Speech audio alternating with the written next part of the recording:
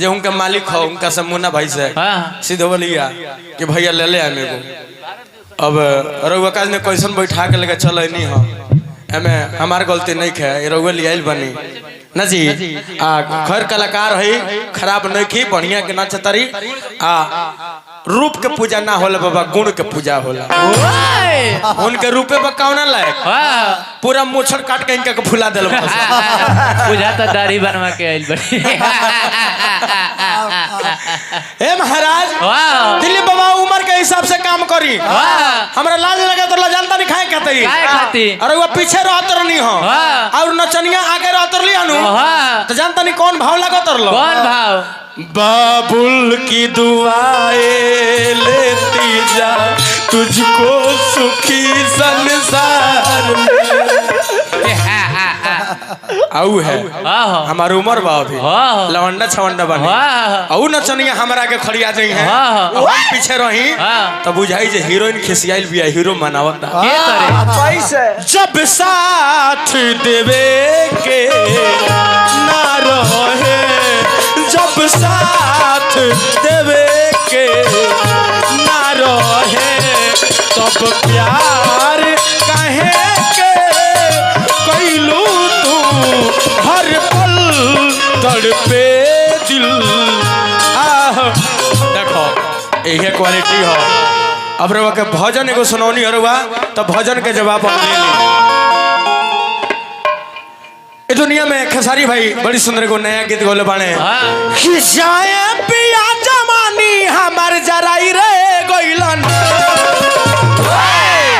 एगो नचनिए कारण हई नचनिए कारण कनिया के भुलाई रे गइलन। यही में भजन कहते चल के बाद कि मोह माया के दुनिया में अधुराई रे गइलन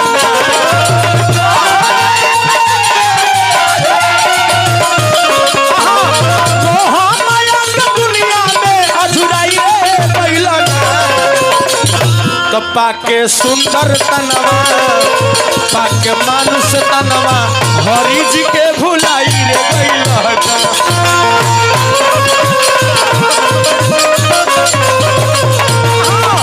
के सुंदर तनवा हरि जी के भुलाई रे गइलन।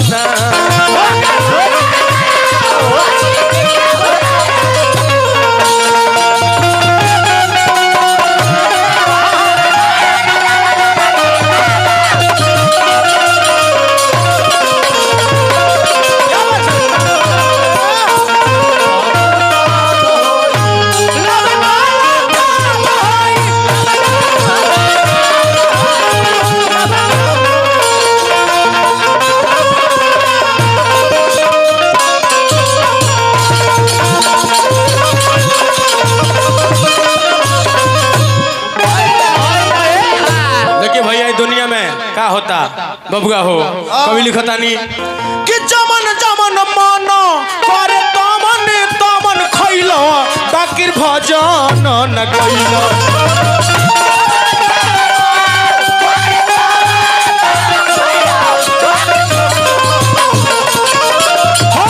जमन जमन मन करे तमन तमन खइलो बाकी भजन न कइलो।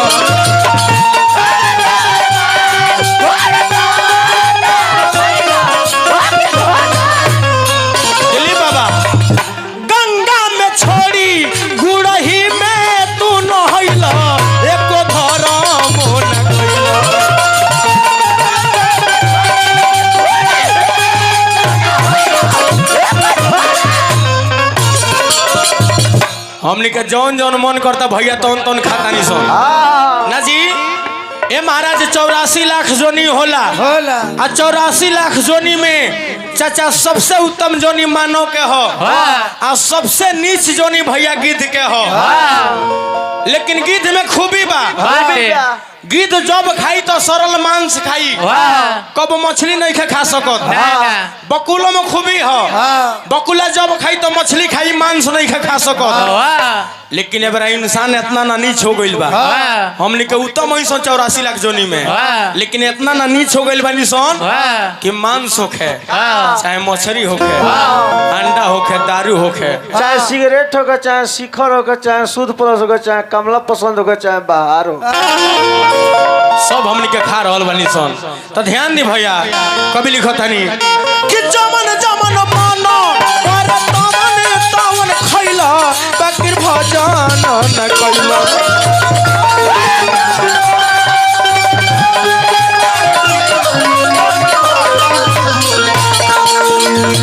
गंगा के छोड़ी गुलही में तू नहइला, एको धर्म न कइला।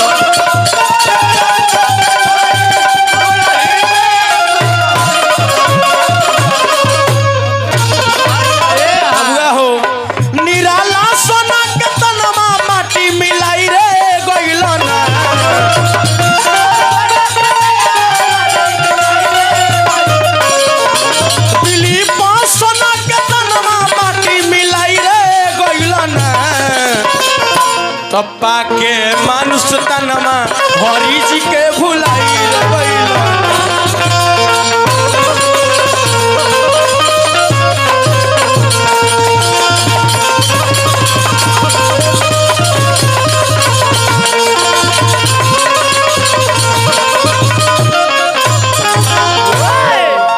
बाबा अरे जौन गाओ तनी दुगोला ना हो, ना दुगोला का हो? अरे वह जौन अपना बंधना में रहुआ जौन गलती बात बोल दे रही, जौन अधूरा रहुआ से छूट गए हुए, ओकरा के हम पूरा कही। हमार बारी जब हुए बंधना के, तो हम दूगो खटका छोड़ी कहीं कि जे नवरात्र में हमने के प्रथम दिन, द्वितीय, तृतीय, चतुर्थी, पंचमी, षष्ठी, सप्तमी, अठवीं, नवमी, दसवीं, एकादशी, द्वादशी, सब अमावस्या तक ले ए महाराज, एकम से लेके अमावस्या तक ले ए तिथि के कौन देवी उत्पत्ति कइले बाड़ी? यो खटका रहे। अरे वो एकरा पर एको वाली फोकस ना कइनी। ना इहो हम कहि कि नवमी के दिने माई बहिन लो जे भूख रहुए, चाहे जे भाई लो भूख रहुए, 9 गो कुंवारी खिया के पारण कइले बा।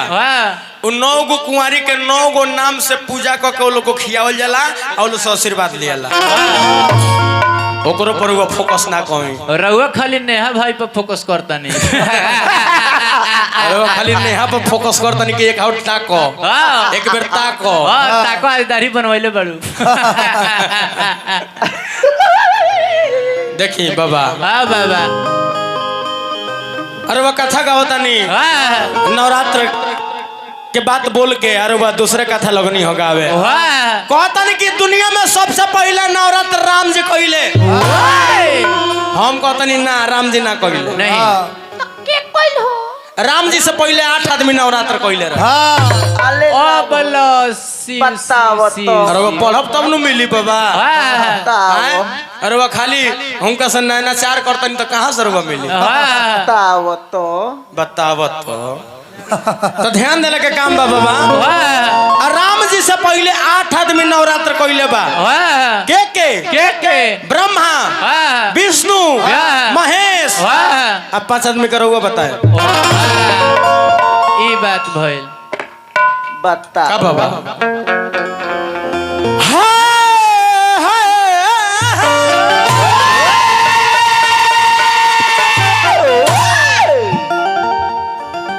बड़ी सुंदर सुंदर बात बोलनी हरुआ, पियकर करोल कहनी हो।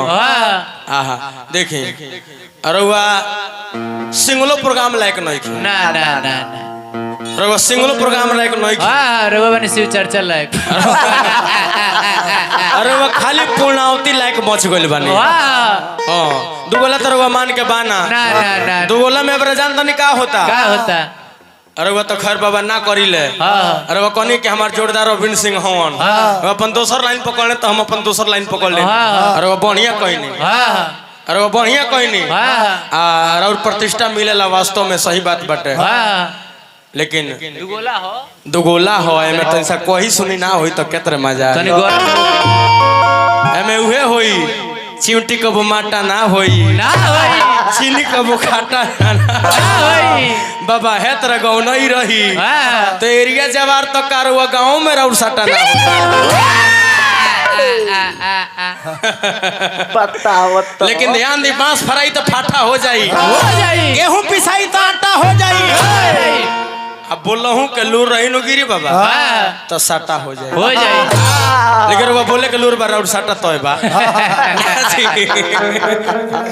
अब रहुआ तनी प्रेम रस के गीत डफरा में गौनी हो हम हो तनी प्रेम रस के मारा भेगो लेकिन रहुआ प्रेम रस का अभी नचार वाला गीत ना गाओ चाहिए ना ना काहे अभी माई बहिलो बैठा रहलो लाजे मुंह दाब के चल गेलो कि गिरी जीवा को जब फालतू बोलत अरे बाप रे बाप अरे वैसा गाना गौनी की दिल दीवाना हो गई। हाँ कितना लोग सुरती बना के झपत अरे सारा माता बहनों रवाना हो गई। गौनाई के नियम हर 32 साल से गाओ तनी हमार ज्यादा साल ना बहिल बाबा ना ना ना 2012 में मैट्रिक का परीक्षा देहनी 5 साल झाल बजौनी 18 अब 5 साल से गौनाई करतन देखी माई बहिलो जब ले बैठो रहेला सामने कबो नैना चार वाला लव स्टोरी मत गाए ब्रो ना ना माई बहिलो जब ले बैठल बा ओला खातिर गौनाई बा बिरह रस गाई गाई बताई तो भाई देखिए आई बिरह रस के भाव में आई ओकरा बाद प्रेम रस के करे सुनाए रहुआ का प्रेम कइले बानी प्रेम तो हम कइले बानी ध्यान दी अरे वो सुखावा प्रेमी बानी रहुआ जैसा प्रेमी लो जानता नहीं का कहेला जातारू तो मुंह पे एक चोता थूक दे बस ही तो याद करू प्यार करी प्यार खा रहुआ के प्रेम रस के गीत सुनाए आंख से आंसू ना बहल दिल से दर्द ना उखड़ल तो प्रेम रस के गीत कैसा सबसे पहले बिरह रस है देखिए एगो औरत के पति प्रदेश बाणे पति हाँ पति हमरा बुझाइला ब्लेड दाढ़ी बनावे वाला तारा उहे बुझाइबे करे मर्द के पति कहल जाला रे। हाँ हाँ 6 महीना हो गइल बा लेकिन फोन नहीं खन कइले एक दिन औरत अपना राजा जी के लगे सोचत ये फोन लगाओ के अब मन में ओकरा बा कि नवरात्र में आई रहते तो हमने के दोनों जना संगई भूखती सन दोनों जना पारण संगई करती सन ना जी फोन लगाओ तारी बड़ी प्रेम से उठाइए ना उठाइए ना उठाइए ना हेलो हेलो ए जीरो के बोलता नहीं यात्री बंधु कृपया ध्यान दीजिए गोरखपुर से चलकर बेतिया कोवाली वाली ट्रेन थी 2 चक्का पंचर हो जाने के कारण 9 महीने की देरी से आने की संभावना है। अरे तो ये स्टेशन पर लाग गइल बा बुझा तो तोर भाता टीटी उटी हो गइल बा बाग ओकरा में स्तरों के काम लानू रहला तबे कहीं लंगड़ आदमी फिर औरत आपकी 00 लगा के फोन करत दिया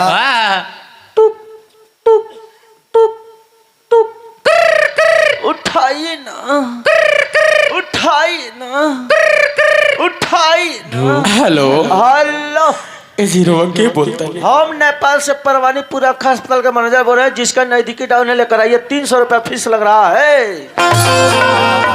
अरे परवानीपुर में हमारा घर के अनहरी आइल बकी जाई ओ तार बाबा अनहरी आइले नहीं कि सुबह उठता तो खूंटे में लड़ के गोबर में गिर जाता नहीं।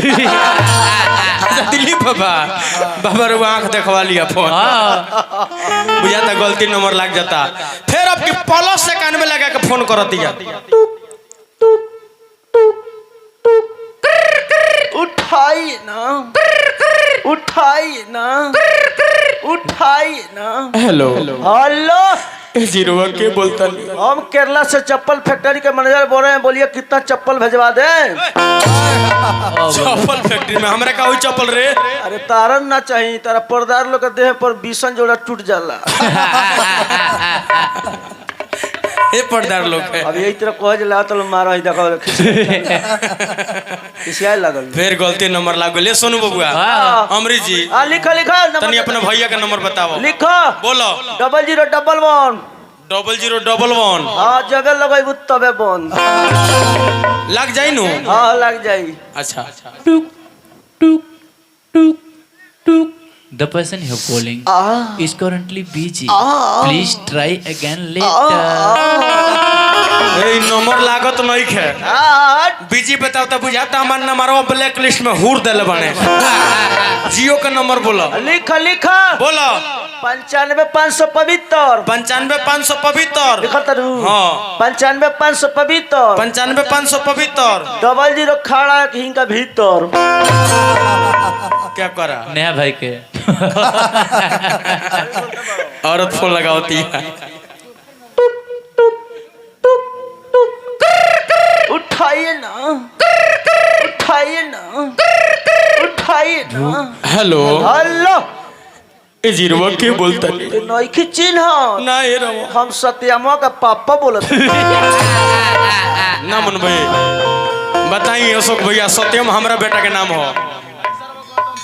अरे बड़का पापा है बड़का पापा बड़का मामा हट पापा।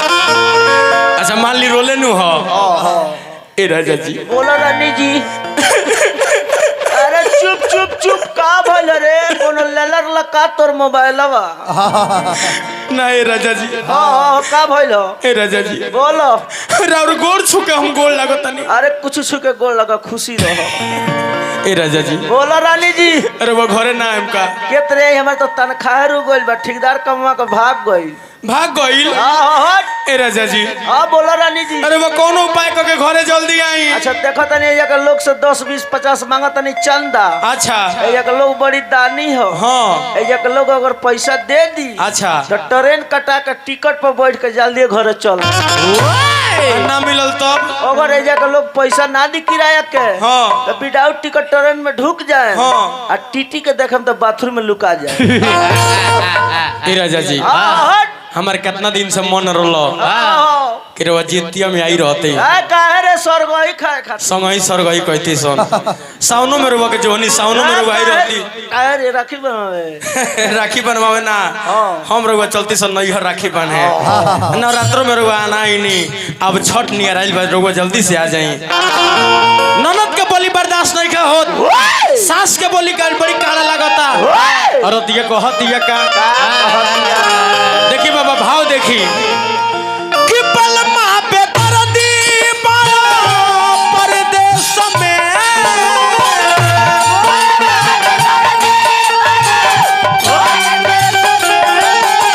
घरवा में पानी हम बिरह भेष में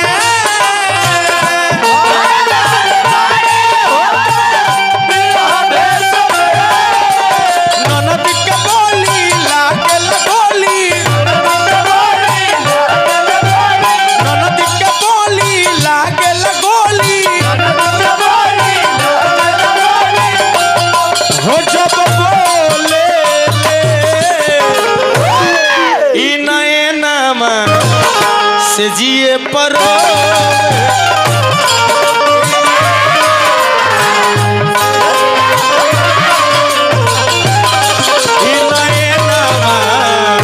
से जिए परोवे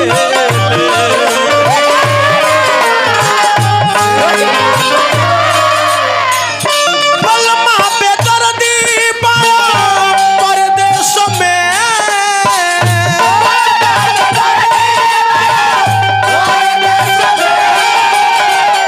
घरवा में पानी हम गिरह भेष में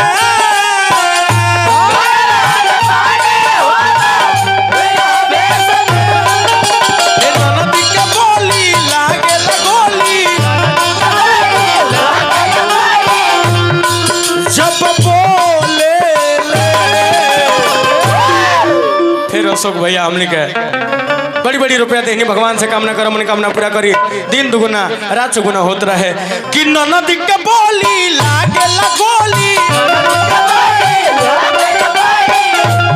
हो जब बोले ई नए नाम से जिए परो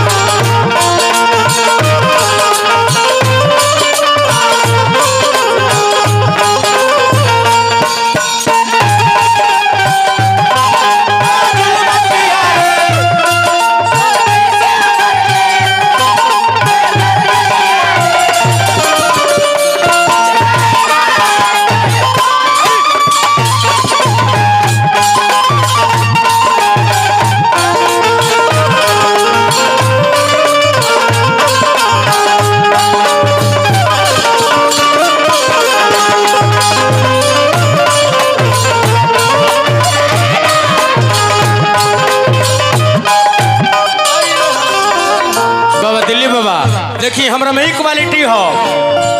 अब अभी तक ले जबले गौले बनी तबले आपन गीत लिखल गौले बनी, जबले भैया गौले बनी अशोक भैया तबले आपन लिखल गौले बनी। अरे वो कबो जितेंद्र लमन के कबो केहू के ना इतना भारी रुआ कलाकार होके अरे वो 30 बरस गौले बनी काहे खातिर और चला कितना जाना बात दूसरा के लड़का खेलाओ खातिर ना आपन जन्माई आपन खेलाई। और कहतिया ताना अब सहल न जाला कुछ अब कहल न जाला कहिले साचे सैया घर में अब रहल न जाला।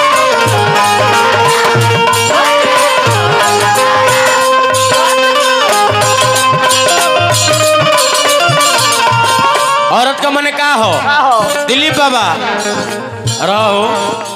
औरत पहले के पति जगर प्रदेश रहे लो औरत लो चाचा कब खाए खाना बन जाए तो मर्द से पहले ना खाए लो आ जगर पति प्रदेश रहस अपना मर्द के हिस्सा निकाल के खाना आ गाय के खिया दे लो ओकरा बाद भोजन करे लो कहे लो कि हे गाय माई जौन हमरा पति के हिस्सा बा अपना पति में पहुंचा दी हमरा पति देव के खिया के तब भोजन कर लो।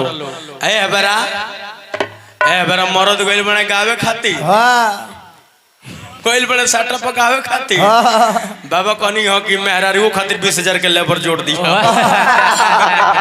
लेकिन ना बेरा के मेहरारू लोग का बोलो मरद जब ले पैसा देता रहे ठीक बा जेपी भैया को गीत गावत रहले कि माई लेखा में हरी को बहू अरे बतियो न सही आ पैसा रही लगे तबे राजा जी को देखी नु भैया ए बरा पति बाने परदेश आ कोयल जब बोले लेनु सावन में आहा कोयल जब बोले ले सीजन में अपना कू तो कहने बाने आज कर पति ना होले टाइम से ऊ औरत कहले कि जाओ बिल्ली दिलीप बाबू ओने मुंह तान अब सहल न जाला कुछ अब कहल न जाला कहिले साचे सैया घर में अब रहल न जाला।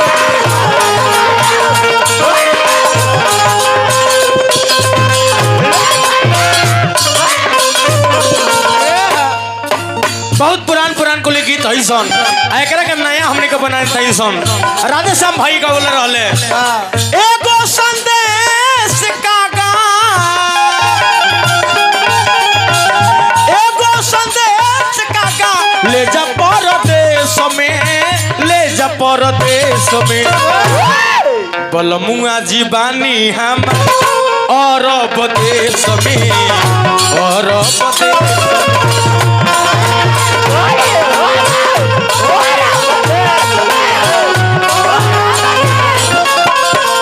प्रदेश के उबाजी मानी तो सब लोग वही बा मर्द काम पर साइल बने डेरा में आ घरे औरत भी आ तले वीडियो कॉल लागल डार्लिंग क्या खा रही हो तो मैं तो चाउमीन घींच रही हूँ आप क्या खा रहे हैं तो वो कहता रहे कि हम लिट्टी भरत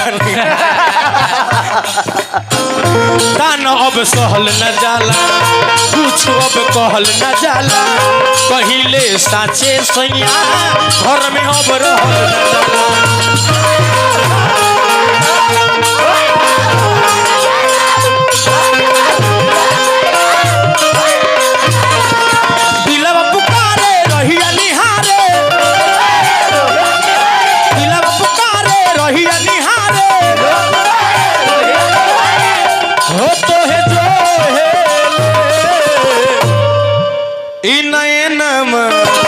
अरे से जिए पर